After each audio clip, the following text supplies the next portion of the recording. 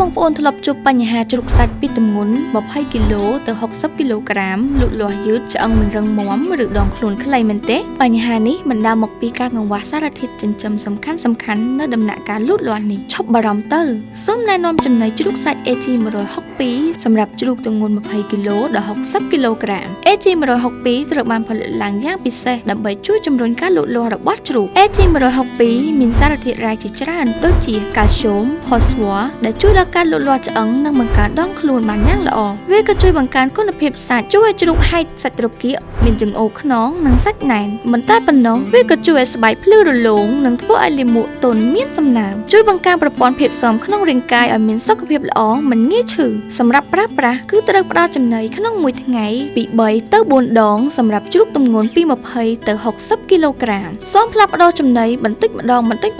ក្នុងរយៈពេលមួយសប្តាហ៍ហើយផ្ដល់ទឹកស្អាតជាប្រចាំដើម្បីទទួលបានប្រសិទ្ធភាពខ្ពស់បំផុតពេលឲ្យចំណីមិនចាំបាច់លាយបន្ថែមចូលនឹងវត្ថុធាតុផ្សំផ្សេងៗទៀតឡើយជាមួយនឹង AG162 ជ្រូករបស់បងប្អូននឹងទទួលបានការលូតលាស់ឆ្អឹងនិងដងខ្លួនល្អបំផុតសូមតាក់ទងមកក្រុមការងារជំនាញរបស់យើងឥឡូវនេះតាមរយៈលេខទូរស័ព្ទឬតាមរយៈបណ្ដាញសង្គម AG Fit ឬអាចរកទិញបាននៅតាមដេប៉ូចែកចាយទូទាំងប្រទេសដែលនៅជិតលោកអ្នកបំផុត AG Fit សត្វចិញ្ចឹមមានសុខភាពល្អជួយបង្កើនប្រាក់ចំណេញ